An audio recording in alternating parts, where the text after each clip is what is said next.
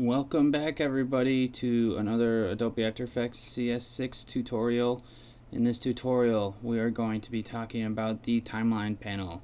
My name is Buddy Blackbird and I'll be teaching you this today, and I'm just going to, the timeline panel is down here, and I'm going to teach you what each of these buttons is real quick. I'm not going to go in full depth about everything, but I'll just give you a general overview of the timeline panel. So to start out, we'll just start from the left up here, and you notice that there are different tabs here. These are for each of your comps, and you can X out of these if you would like. So we can bring up, so it's just maybe one, and it's easier to, it's easier not to have a million tabs sometimes, but sometimes it is easier to have a bunch of tabs open so you can quickly search through. So if you open this, it'll open up another tab down here. And we'll start here. This is your time display. And if you click on this, control click, my bad. If you can control click on that, it'll alternate between frames and like a time code. And it'll tell you, it says what your frames per second are right here. That's helpful. This is the quick search. Almost the same as the quick search up by the project panel. The next is the composition mini flowchart. This is the live update button. The next one is the draft 3D. This is the hide shy layers button. This is the enable frame blending button. This is the enable motion blur button. This is the brainstorm button. Here is the auto keyframe properties button.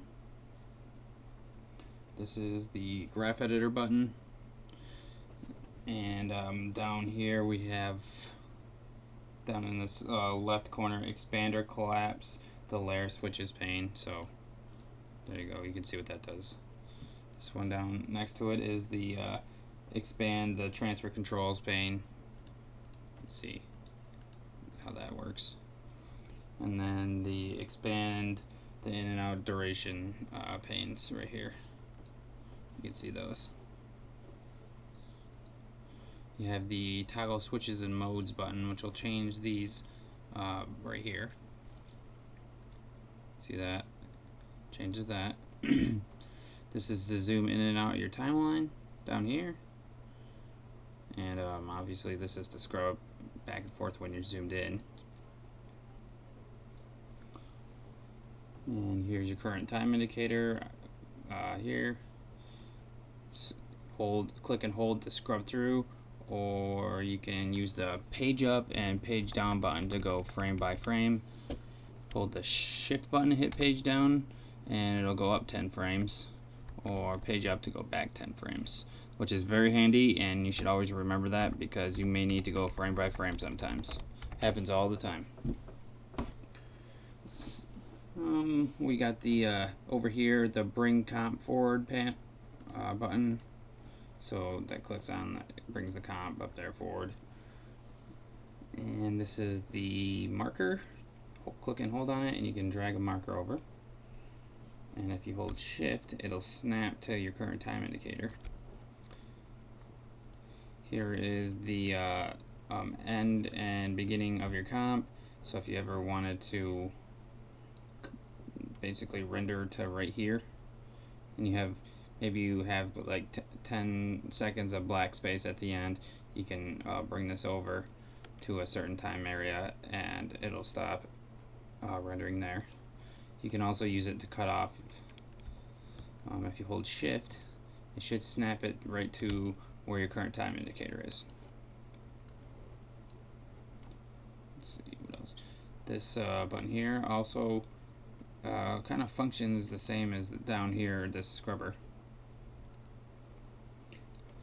Zoom back out.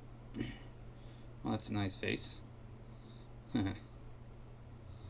We'll go back to here. I like this shot because it's nice and bright. And then here's your the menu settings for that you have on basically all your panels. And so it's good to know what the buttons are named. That way, if someone asks you to go to the graph editor and fix something, you know that the graph editor button's over here.